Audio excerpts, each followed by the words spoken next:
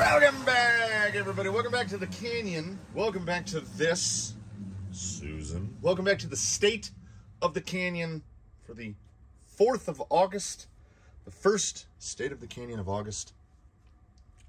We got stuff. We got stuff happening. Let me just tell you, we got some servo tests coming up in the upcoming week. Tomorrow we've got an episode titled Canyon Trail Madness. That's going to be a good one. We've got a junk view coming up. We've got a quick view coming up. We have almost all the parts assembled for It Came From the Workbench Volume 21. We're going to have a Go Fast interlude episode, hopefully in the upcoming week. Hopefully before next week's update, I can get started on that one. Just lost my train of thought there.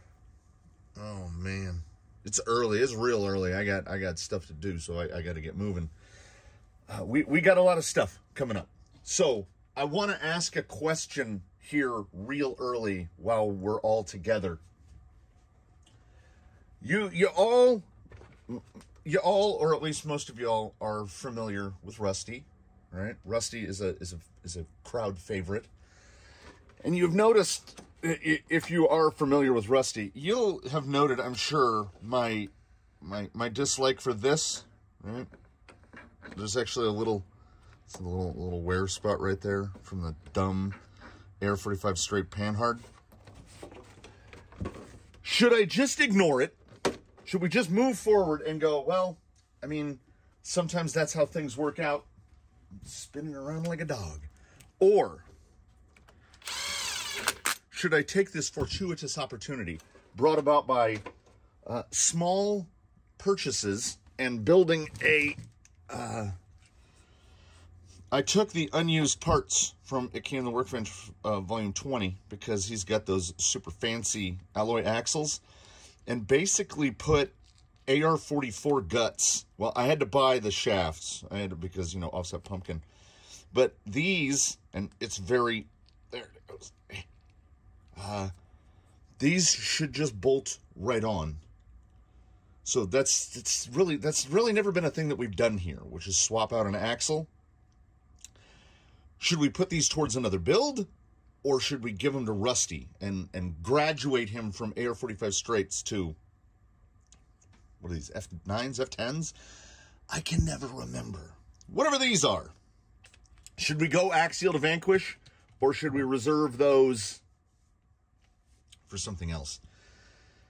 My inclination is to give them to Rusty, but I wanted to ask the opinion of the group. Others may have noticed there was no ploffiering installment this Wednesday, and that was because I was waiting for stuff to be delivered. I was sorting through things, and we're going to do a little mini one here because I went through a grand purge. You may remember GT5. Put one on there. GT5. GT5. GT5. They just keep appearing. Oh, we have one bonus receiver. So one of these could go with 2 receivers. I think I counted them correctly. A couple of them are already spoken for, so there's actually more. But those are already pre-boxed for eventual distribution. And I swear, if I put something down here and you are a person out there in the internet that has already claimed that or sent something in for it, please do email me, because every once in a while, about once a week or so, I go through and do what I call archiving my emails, because I get a lot of emails. So I start sorting through emails. This is the 1900. So Copperhead with a 1900. And then right next to that Copperhead, this is the 2850. So Copperhead with a 2850. That's in frame. That's good enough. I go through the emails and start collating them, and I find emails where people have said, oh yeah, I'll send in this, or would you be interested in this? Nothing. And I just found an email where someone said they were going to send something in on a swap on the, when was the first ploffiering? Whatever the date of that. So 3 weeks? Has to be around 3 weeks. Almost the whole month of July, I would guess. Nothing. So I haven't heard from that person since. So I just have to assume that stuff goes back into the rotation. Anybody using Spectrum, if you know who and what is compatible with the SR2100, it was pulled out of a rig that's being refurbished, and we don't have any Spectrum here except the one that is in JunkBot, and that will tell you what I feel about Spectrum. So, I actually should probably keep this aside. I can't remember if one of the ones is spoken for. As for 2 receivers, it's simpler this way. 1 through 4 are GT5s with a receiver, and I have no idea if the receivers match up. I will dig through the bottoms of my bins and find the bind plugs that come with GT5s. So before any of these go out, they will have a bind plug with them, because I have no... I started off by matching the receiver, and then once I started pulling radios out, I was like, just pull the radio. There was literally a little pile of receivers on the bench. 1900, 2850, the Spectrum. Let me know what you got. Also, let me know what you're looking for. If you're looking for anything, we can look around. Oh yeah. So mental snapshot 1 through 7. Then these have to go in a little box so that I can keep everything organized, because mentally I cannot. We still do have all the plastic wheels here, but I think that they are just going to end up. Someone in a comment said, you should make them into trail markers. And I was like, you know what? That's a pretty good idea, because the only people I've had express any interest in the plastic wheels are people that live in far-flung lands, and it's like $30 to ship that box of plastic wheels, even to Canada. Like, shipping is mental. I wish I could send more stuff to far-flung locations, but it just... It's literally insane. Like, I did ship 1 set of tires, which were Swampers, a set of 2.2 Swampers to Alberta, Canada. And I told the guy, I can't do it. It's too expensive. And he was like, oh, I'll pay for shipping. And it was like $28 or $29 to send a 12-ounce little mailer with 4 tires in it, or it might have been a box. No, it was a mailer. To send a padded mailer to Canada was $30. And when Hardline went to its home in Montana, it was $12 before insurance and $20 insured. So I don't understand. I'm not that up on my geography, but I'm pretty sure that Montana is not that far from Alberta, Canada. It's probably closer to Alberta, Canada than I am to Montana. So there's that. Oh, yeah. Okay, so you will see in Canyon Trail Madness tomorrow that I have been employed in a festival of debonding for a full week.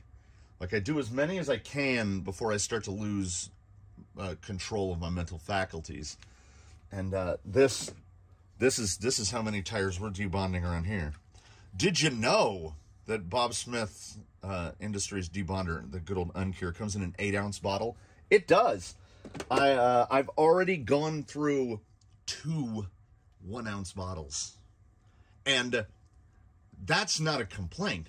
That's a statement of what a great problem to have. I mean, really. Also, during this week, during contest entries, I had no idea that this gentleman. I did not know that his name was Labubu. Labubu. I found out that his name is Labubu. So keep those numbers coming in. I had thought, like, are we just going to do 1 entry? But I am way too scattered, and I probably didn't lay things out enough. I can tell you as of right now, no one has hit the number. I don't think anyone is going to hit the number because like the whole, it's being blocked now by the other bottle, but the Real 222, I get the feeling a lot. And like right now, if it were still going, Rubber Renew 408, people would be putting 408 in every video. And I can't remember to start facing all the bottles so that no numbers are facing out. Some folks have reached a level of insanity. I need, like a lot of people had seen the 2 in the red and tacky, but I've used it since, so the bottle is rotated. If the number's always there, guys, it's always there. Like, you're looking for a number that stands out because, like, I would take a paint can and go like this. Like, I thought that was being obvious enough. You know, we're at this point now. I don't think anybody's going to get it. Someone mentioned that on their video, they couldn't read the dog tag. There we go. I won't say it out loud. Maybe people are employing AI. No, they would get the number then. Keep the numbers going, man. It seems to me that most people are enjoying the process. It's like a scavenger hunt. And that was my intention. I didn't want just your typical like, subscribe, tag 3 people on Instagram. I'm here to make the content in the hopes that y'all watch the content. And I'm honestly, 90% of the numbers, I would literally say maybe 5 of the days, 5 numbers are challenging to find. The rest are on. There are a couple episodes where the number is on screen for 30 minutes. Like, it's not, you can just, you know, when you drag up on YouTube and it brings that thing up, you can just drag through and there's the number. It's just sitting there the whole time. It's there for half an hour. So it's not like you've got to sit and meticulously watch. I'm assuming most people are just scanning through videos. That's fine. YouTube doesn't know. Still counts it as a view. And here's the thing to the people who are disgusted by my choice of format. Every time somebody clicks on a video, even if they only watch it, if they're scanning through it, if it takes them 30 seconds to scan through it, it still counts as an engagement. And the engagements are the only thing, other than likes and comments, that get the algorithm to pay attention to you. I still, every single day, get people say, I don't know why this channel doesn't have more subscribers. I don't know how long it took me so long to find this channel. Well, I don't know what else I can do. Like, I don't know what else we can do. And, oh, I should have mentioned, wow. I should have mentioned this first because I have said in the past that my goal was just to be 0.1% in memberships. And we've done it. We are at 40, as of this recording, we're at 45 channel members and just right at 4,600 total subscribers. So that is 0.1%, give or take. But membership goes up and down every month. Like, people let it lapse or they cancel or whatever. But it is nice to have you. And I am still working on, I'm still trying new, where's my new silver pen? I'm still working on, like, look at this one. Wow. That's like metal. There's a misdirection.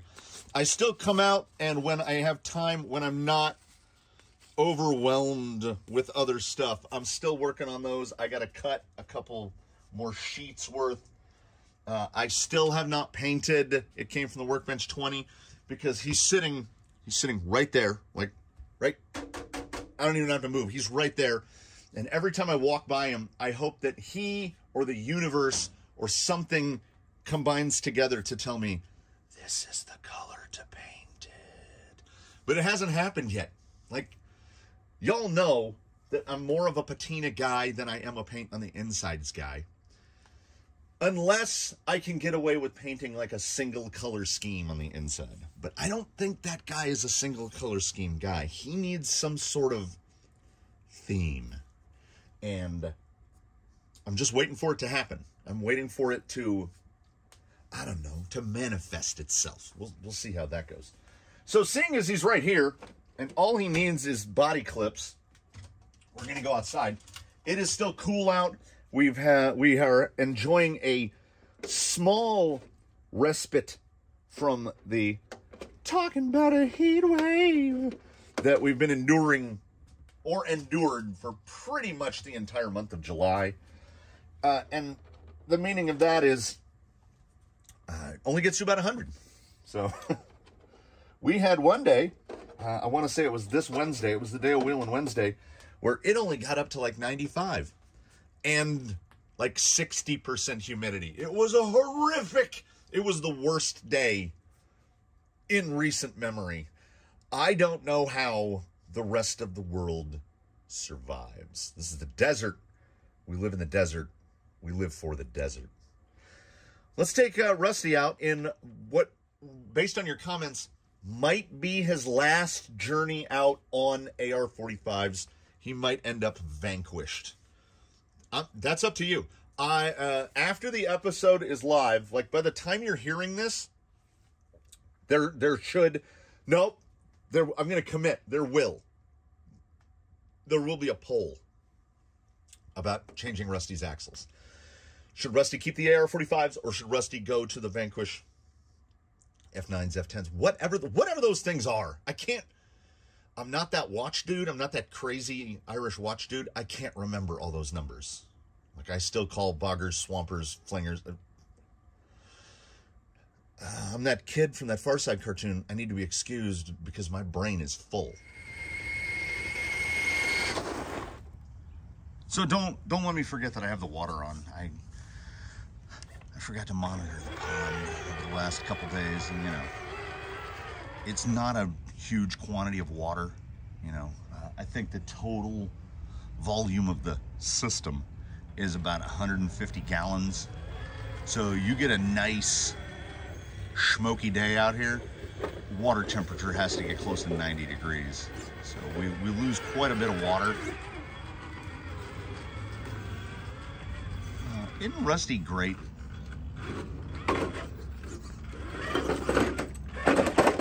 He is the singular instance in my recollection where I have bent TRX4 chassis rails, because before his front bumper mount was reconfabulated, and his bumper has always just been, I want to say it's 5/16 inch steel square stock. I wanted it to look like a 4x4, just like a post on the front bumper. He's got a Defender rear bumper. I wanted it to just look like a post. When you wang that bumper into things at the speeds that Rusty can generate, something's got to give. And the TRX4 C channel is like the beefiest one. Bounty hunters, I still don't get it. I still don't get it. Like, they just look like an LT radial. They're super small. That's small, and for those unfamiliar, for those who have not witnessed Rusty before in all of his glory, basically nothing on him was bought for him. The body was originally bought because Jolly Green, when Jolly Green was a 4x before he became a 6x, Jolly Green ran this body, the J-Concepts K10, and I thought, oh, we'll just go with that same body again. And I could tell immediately it wasn't going to work because I wanted to run a full Class 2 on there. These tires were not bought with his intention. Those are Jolly Green's rock sliders from when he was a TRX4 before he turned into a 6. All the fenders and the pieces were bought because it's much cheaper to buy takeoff parts lots from Jenny's RC than it is to buy the individual fenders and stuff. So when I bought the whole pack of fenders, all I needed was the rear fenders for the 6x. So there were fenders left over. His chassis rails are Jolly Green's chassis rails. So I think I've mentioned that Rusty is Jolly Green's son. If I haven't, he definitely is. The Rhino was I want to say it's the first Rhino that I bought. Then I sat and waited 6 weeks for it to come in from AliExpress. And we tossed it into Rusty. And I can't remember why I was testing. Oh, yes. Because he is a TRX4 gearbox paired to straight axles, there's not a lot of gear reduction. I think when he's in high gear, like when you see him flying out of frame like that, remind yourself that he runs a 900 kV motor, and that's how fast he is. So the TRX4 gearbox on straight axles is fast. So I wanted to test, because he'd been running brushed, like whatever the highest turn brushed I could find. He might have had an 80. And tried it with the 900 and was just like, well, that has to be it. Like, that's the business. And then he does, like, that's the Amazon Blue case. But when you give the Amazon Blue case 8.4 volts and a BEC that tops out at 10 amps, you're like, there's no need to replace that servo. What is the Bounty Hunter even?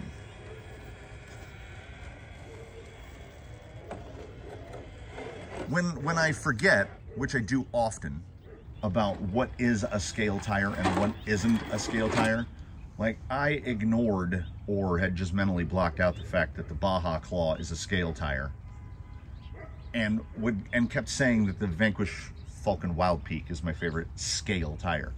It's clearly not. Like, the Bounty Hunter, there is, I'm sure there's a real world equivalent of it out there. J Concepts just, you know, they skirt around it by making it, you know, just a little bit different. The Baja Claw is my favorite scale tire. I'm trying to figure out where that dog barking is coming from, because nobody over there has a dog. Any dog barking should be coming from behind me, or the neighbor. They have a tiny little dog that barks every once in a while. He's okay for a small dog. But the Baja Claw is by far my favorite. And in this size, the subclass 2, the 3.93, is it the Bounty? It might be the Bounty Hunter. I mean, yeah, there's the HPI Hot Bodies 1.9 Rover that's like basically the same size, but that's a very unique situation tire. Yeah, I couldn't put those on here. It would look super weird. Oh, I just realized his battery strap is sticking out over his bumper like a little tiny.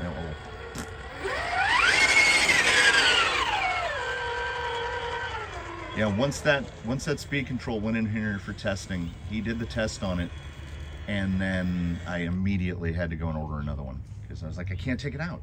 He's perfect now. So the only thing I don't like about Rusty, and it's not a dislike, it's just I know we could do better. There we go. Is the AR-45. So do we change them? I don't know. If left up to me, I will probably just vacillate. I will just bounce back and forth between, yeah, you should put those on there. No, you shouldn't put those on there. Looking at the link positions, I think I will have to tinker the panhard. We can go to a panhard that doesn't have wonky links. We can just go to a straight panhard because of the way the mounting is. And obviously then we'll have to change the drag link length. So panhard drag link. Every other link should just bolt up. His wheelbase shouldn't change. Nothing should change. It should just go together. And you know, Vanquish. Then he is, then he's technically a Tranquish. Because he's a TRX4. Ooh, it's the, oh, see, now I'm talking myself into it. Because the Tranquish is all Vanquish with TRX4 axles, and this is all TRX4 with what would be Vanquish axles. So he would be a Vanxis. Vanquis. Vanxis. Vaxis. Vaxis? I don't know. I have said it, and I genuinely do not apologize. I have said that my least favorite crawler axle is the AR-45. Look at what is Rusty? Rusty's a beast. I have said without apology that the AR-44 is my least favorite crawler axle. I do not consider it to be an improvement in any way over the AR-44. If Axial had been hungry to make an offset pumpkin axle, because everybody has one, Traxxas, in my recollection, the only one that doesn't have a centered front axle. And I think they're missing out a little. I think a lot of people genuinely prefer centered. Oh wait, no, Element doesn't have an offset. So there we go. Element is the yin to Traxxas's yang. Traxxas only has offset and Element only has centered. Wait, does Vanquish not have a centered front? I don't know. No, they do, right? They do. Do they not? What's on an Ultra? I don't know. I can't afford an Ultra. That's crazy. The more I'm at, okay, so performance-wise, I don't really notice any drawback to the AR-45s. Like, I don't feel that side hitting. I don't feel that we're not getting full suspension travel, etc. I mean, look at those and this right here. This is for all the Desert Lizard haters. You know what they do? They work. Nothing gives you more tuning options out of the box. Now, that said, I don't see a future where I'm going out and buying fresh Desert Lizards, because I think I have 5.5 sets. It's what Rusty runs, Zoidberg, Jolly Green, Wiley the Coyote. There's one other. Not including the ones that are going on, that are on the, it came from the Workbench 20 build, which apparently its name is Steve. Didn't intend for a tap, but that's how names should occur. They should occur organically. And Steve is also running Desert Lizards. And I see, not only do I not see a reason to change them, I would not change them. Steve is outstanding in his current configuration. That boy just needs paint. But he has been trapped. He is frozen in the ice like another Steve because of the ongoing crowdfunding to do the hardline chassis. So Steve, here's another thing. I am that guy that studies for the exam the night before, and Steve is locked here for at least the month of August while that crowdsourcing campaign goes on, whether or not we raise the money to actually do it. And if we don't, then we don't. So I already recognize I've got, what, 26 days at least to paint him. I can, if you want excuses, I can think of every excuse imaginable as to why he hasn't been painted yet. It's been too hot. Spray paint operates between particular temperatures, etc. I haven't figured out what scheme I want or what theme I want. The short truth of the long lie is, I know I have 3.5 weeks. He doesn't have to be painted for 3.5 weeks, so we'll just put it off. I could be masking, I could be like tracing things out, I could be doing something, but you know, I am doing something. And the something I'm doing is something else, like debonding tires and swapping out radios. Oh, I swapped out so many radios. So many radios. I was really, and I still am, like, for rock crawlers, we're over 90% devoted to the Texas Ranger rule of one radio, one rig. But then I also realized there are rigs here. Yep. What a roller he is. There are rigs here that are even more infrequent use than others. Like the Atlas, because of a comment, someone said, yeah, you should name him like McNally, because Rand McNally, World Atlases, and he's an Atlas. So his name is Randall. I laser cut the thing, so his name is Randall. And Randall lives right next to Doodlebug up in garage. What do we call it? Garage 5. The most recent garage. And you know, as I look at spare parts on the bench, and stuff like that, I go, we're gonna have to figure out a place to put at least 3 more, because I think we have 28 garage slots. And we've got to set limits. We've got to set limits. I don't know what we're gonna do when, oh, I can see his motor spinning in the sun. I don't know what we're gonna do when we get to 32. I really don't. The Go Fast interlude that is coming up, that he is in prep, he's in his preparatory phase. I don't have a spot for him to live.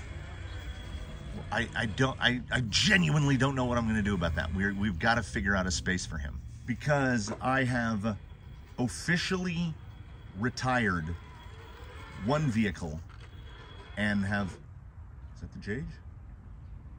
I think it was too low below the camera. You couldn't see her sprinting across the yard. My original big truck build from my Go Fast days has been in existence for 15 years now, which is crazy to think about. My what I called /8, because he was stretched to a slash, completely built from scratch, stretched to a 15-inch wheelbase to fit SC8 bodies, 2-wheel drive, rear-wheel drive only, mid-motor, short course truck with a Tekin T8 on it. It's been around so long, and genuinely, like I said, teacher, I need to be excused, my brain is full. I can't even remember most of the parts that are in it. A lot of the parts have been discontinued, like parts that I was, A-arms and stuff that I was using from other vehicles. If I were to break something, I don't know if I would be able to fix it. He also has a body, which was the final SC8 body that I ever painted, and it is immaculate. It has never been run, and it's beautiful, and it even came, it's all vinyl paint, and it came from when you could still buy yellow duplicolor vinyl and fabric paint, and I don't want to hurt it. So just last night, as a matter of fact, I pulled his receiver out so that the MT4 can continue on. It will split duty. I have 2 MT4 receivers, because as we know, they're $100 each. And it will split duty between the new Go Fast build and 1 other build, because the other potential retiree, which I have not come to a full decision yet, because it pains me deeply, is my SC8. I love my SC8. It's my favorite Go Fast thing that I've ever owned, but it has been discontinued for at least a decade. There are no replacement parts for it. You can't buy bodies, you can't buy chassis, you can't buy anything. That thing is gone, because it was based on the RC8T when that was all there was. There was an RC8T. It didn't have any other numbers surrounding it. And I just, I don't, like I've said, I don't build shelfers. But apparently, if you do this long enough and you hold on to your stuff long enough, you will end up with a shelfer or something that ends up shelved permanently, because you've like blown up a gear in it or ripped an A-arm off, and then you zip tie some pieces together and put it up on a shelf. I don't know if I want to hang the SC8 up on like a wall. /8 has been given a almost like a Hot Wheels box. It's what he lived in his whole life, but now it's just like a little display box. I don't know what that little slip was right there. I want to get into the.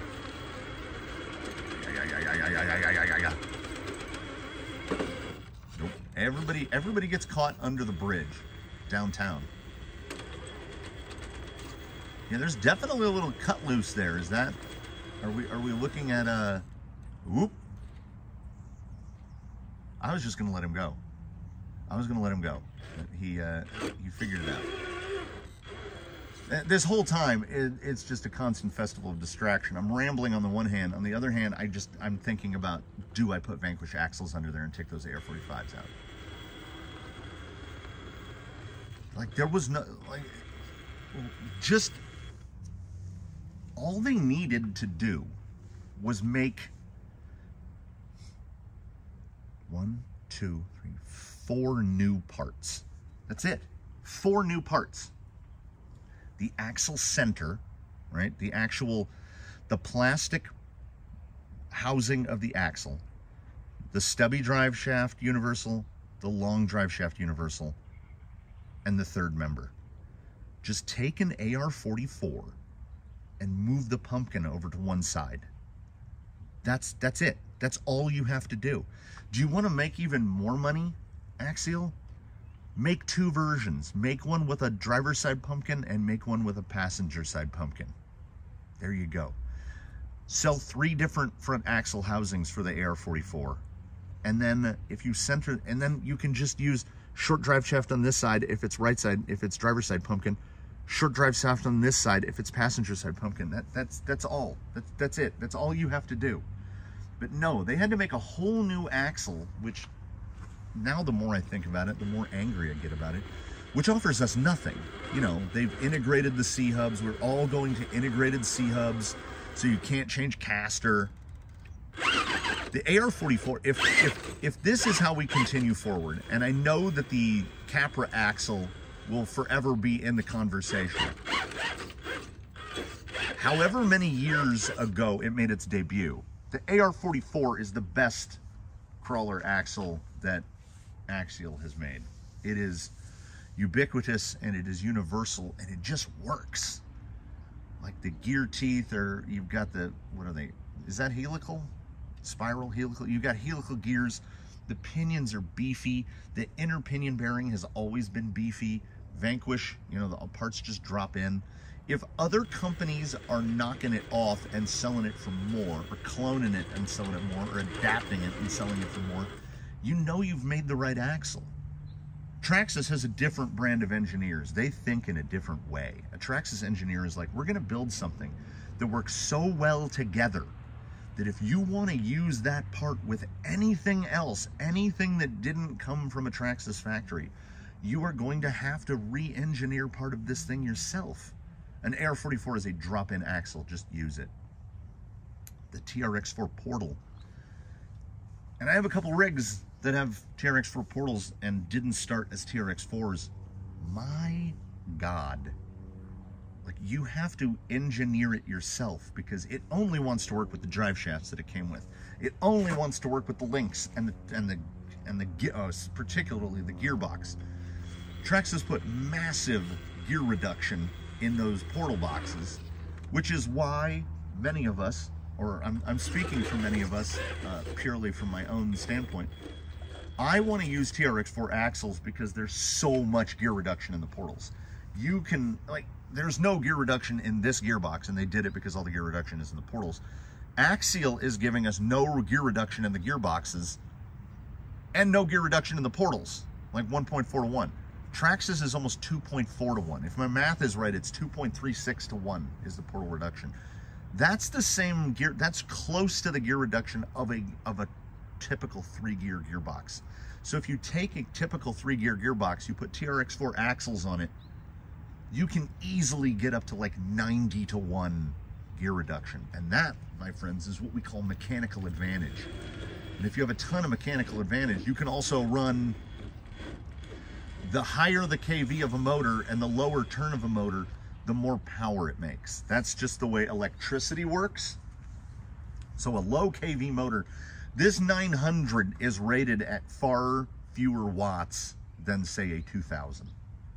So there's definitely an advantage of kV up, gear way down. Like stuff you can't get away with just spur and pinion. Spur and pinion, about the best we can expect is about a 6 to 1 reduction. And even that is fitment issues present themselves. Hasn't landed upside down yet, has he? So I love a big reduction. I would love for this guy to have underdrive gears in there, front and rear. Like whatever's the biggest. Does somebody make a 35?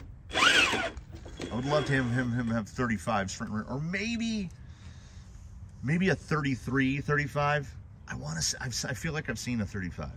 I would like a 33 in the front and a 35 in the back, which would be 10% lower in the front and what's the 16%. So that's about 6% rear underdrive. That'd be fine. Like, he doesn't need too much. He's a fast boy. But he's got a 900 and like in low gear. He's still a speedy boy. He will still zip around. How does he? What's the explanation? What's the frequency, Kenneth? How does he? You can see right there. Look at what his pumpkin clearance is. An inch and a quarter. For the rest of the world, 25 to 32 millimeters, give or take. How does he go so good? I mean, maybe that's a rhetorical question. Maybe you don't know. Maybe none of us know. I certainly don't know. He does. What is? Oh, he's got. Look at the shadow on the ground. He's got I'm assuming a giant spiderweb clump flapping around, hanging on the front of him. He just goes. 900 kV.